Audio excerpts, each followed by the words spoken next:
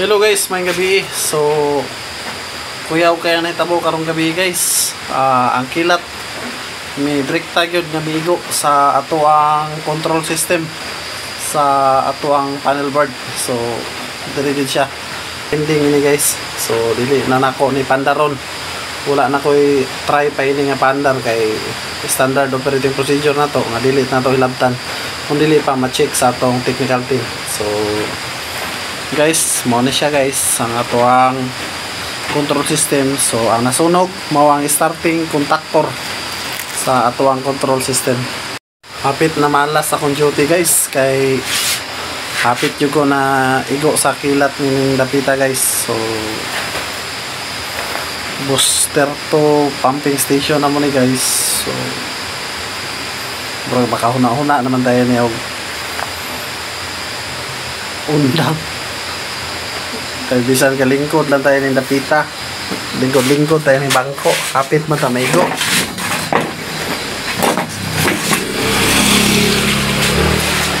Dire-rigi ko kalingkod guys, dire ko dapita kalingkod guys. So ang control na atira dapita guys, yung kalitrag PT guys, ang ato ang pump,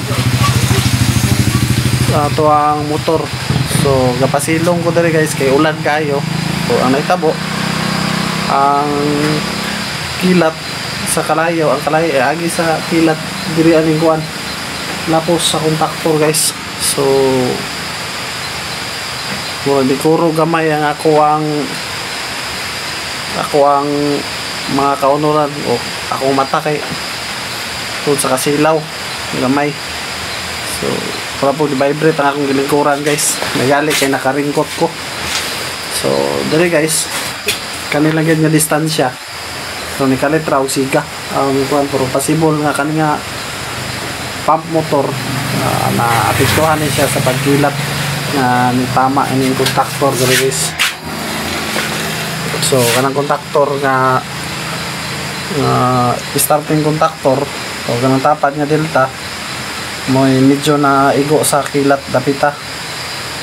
So sulod siya guys, kaya nakapalo naman siya, nakaana naman siya. Diri siguro rasa binyali, diri man ki kalit kayo yun guys, diri ni losot ang kuan kilat nga murag ka ng pikit mata na atong murag kalit lang ba nga wala ra pong kalit pero damage na pagkahuman. So yung trip off ang yang breaker guys, so automatic lang siya ng trip off tungod sa kusog sa kilat. So sa atong mga duty guys, magamping kita guys kay